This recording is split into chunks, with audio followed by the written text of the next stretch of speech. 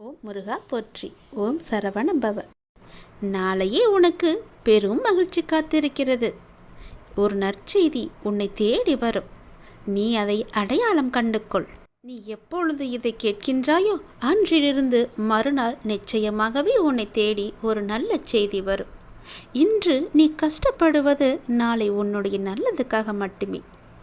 நான் உனக்காக தயார் செய்து கொண்டிருக்கிறேன். உனக்கு வேண்டிய நல்லதுகளை எல்லாவற்றையுமே.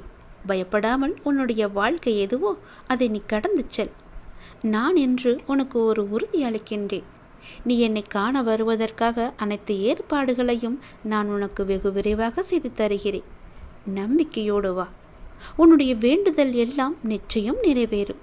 என்னுடைய அருளும் ஆசியும் உனக்கு எப்போதும் இருந்து எல்லாவற்றையுமே சுகமாக நடத்தி தரும், சுபமாக நடத்தி தரும். என்னுடைய உண்மையான பக்தன், என்னுடைய முழுமையான பக்தன், என் மீது எல்லா நேரமும் என்னையே நினைத்து கொண்டிருக்கும், என் நாமத்தை உச்சரித்து கொண்டிருக்கும், என்னுடைய மூல மந்திரத்தை உச்சரிக்கும் பக்தனை நான் கை கொடுத்து காக்கும் கடவுள், கலியுக வரதனாக நான் ஓர்க்கின்றேன். கவலைப்படாதே.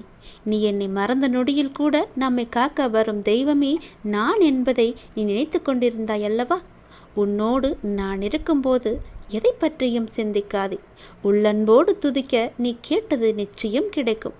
நீ நினைப்பது நிச்சயம் நடக்கும். நாம் அனுபவிக்கும் கஷ்டங்களுக்கு எல்லாம் காரணம் நாம் செய்த கர்ம வினைதான் காரணம்.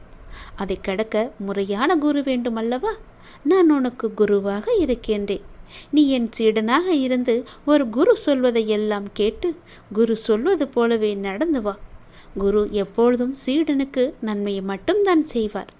நீயும் அப்படித்தான். நீ என்னுடைய சீடனாக இருந்து குரு வாக்கை மீறாமல் இரு. நான் காட்டும் வழியிலேயே நீ பயணம் மேற்கொண்டு வா. நிச்சயம் உனக்கான வெற்றி அங்கு காத்திருக்கும். உனக்கு நிச்சயமாகவே வெற்றி கிடைக்கும். உன்னுடைய இது நாள் வரை இருந்த எல்லா பிரச்சனைகளுமே தீர்வுக்கு உண்டு. தீர்வு நிச்சயம் அங்கு கிடைக்கும். நான் சொல்லும் வழியே நீ போனால் உன்னுடைய பிரச்சனைகள் தீர்ந்து உனக்கான வெற்றி அங்கு காத்திருக்கின்றது. மனதில் எந்தவித சந்தேகமும் படாதே. மனதில் குழப்பத்தோடு செல்லாதே. மனதில் குழப்பத்தோடு இதை கேட்காதே.